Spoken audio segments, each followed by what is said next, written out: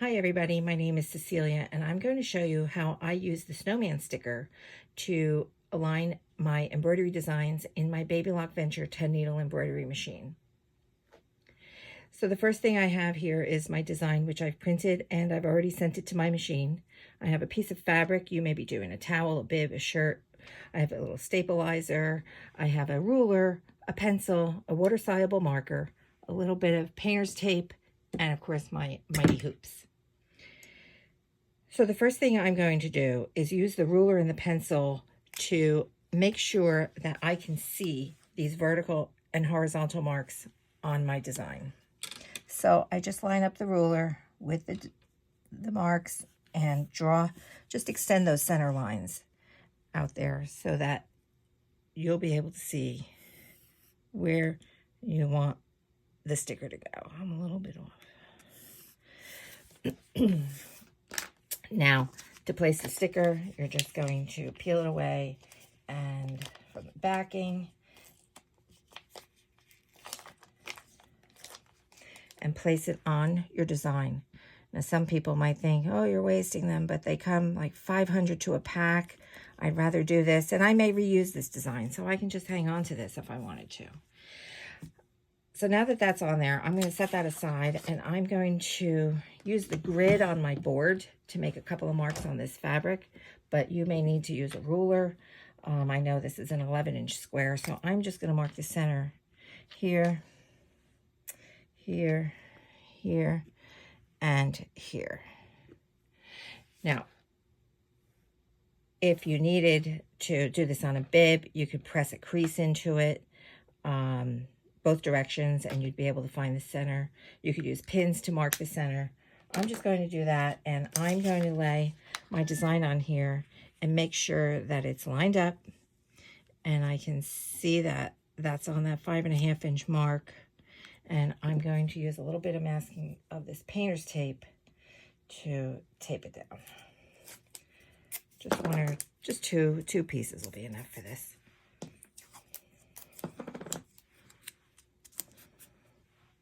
Okay, we're going to go over to the hoop and get this hooped. Okay, here we are at the hoop. I have my 6.5-inch mighty hoop.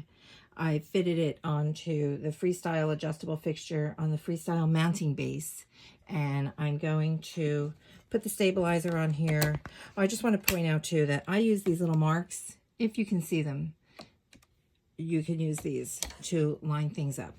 But I'm going to put the stabilizer on here, and sometimes you might want to put a couple of little slits in here to help this lay a little flatter, which I do.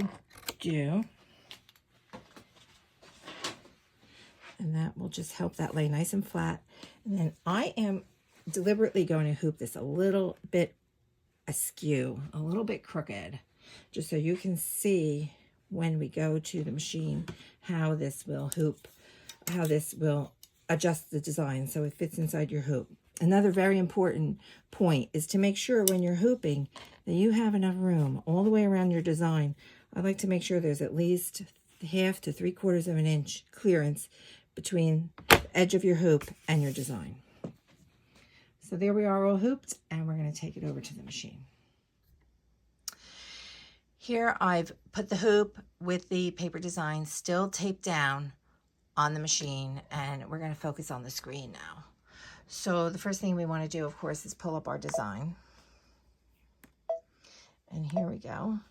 And there's the design. Now this screen is important because if you're stitching something like a towel, that you're actually going to put the bottom of the towel into the machine.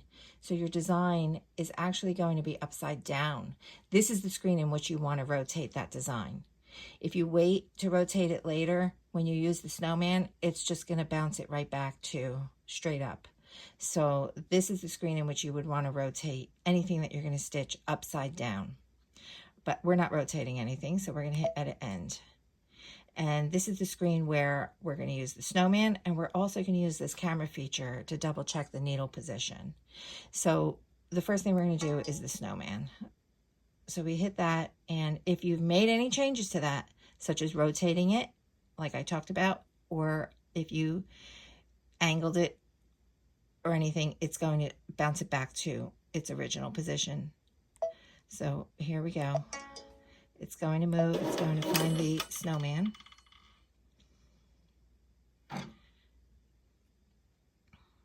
And then it will move and rotate that design so that it's perfectly aligned with our snowman.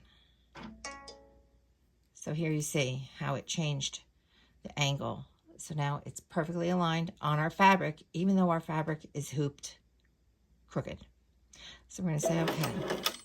Now the next thing I like to do, just as a safety measure, because you're using hoops that are not recognized by the machine.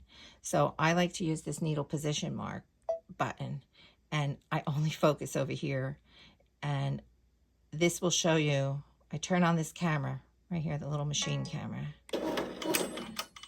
It's going to bring up a picture of the design on top of, because that paper is still on there.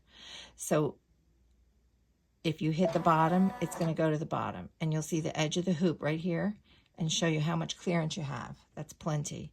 Then I hit the right side, go over here. I can't even see the edge of the hoop, so I know there's plenty of clearance. I hit the left, same thing. There, just right there is the edge of the hoop, plenty of clearance. And then I hit the top, and right there, plenty of clearance, and I'm happy with that. So I'll say okay. If anything looks like it's going to be super close, you're going to have to take it out, hoop it again, move it, choose a smaller design. You have to make sure that your machine is not going to hit the hoop. You'll do some serious damage to your needle. Okay, so I can turn that off. Okay, so we're ready to embroider. So I'm going to remove that paper pattern from the hoop. I'm going to hit embroidery, and I'm going to choose the thread color I want, and we'll let that embroider, and we'll come back and see what we did. So here's our design all stitched out. I've taken it out of the hoop, and you can see, if I lay this ruler on here, that it really did stitch nice and straight on the fabric, even though we hooped it crooked. You can see where the hoop mark is, and if I lay this on here, it's perfectly straight. So I think that this is what works for me. I'm not saying it's going to work for everybody. I'm not saying it's the right way. It's not the wrong way. I use this for almost every design I do. There's almost nothing that I haven't used the snowman for. Please enjoy using your machine. I really love mine. I'm so glad I invested in it, and I think you will too. If you have any questions, again, please reach out to me. Thanks. Bye-bye.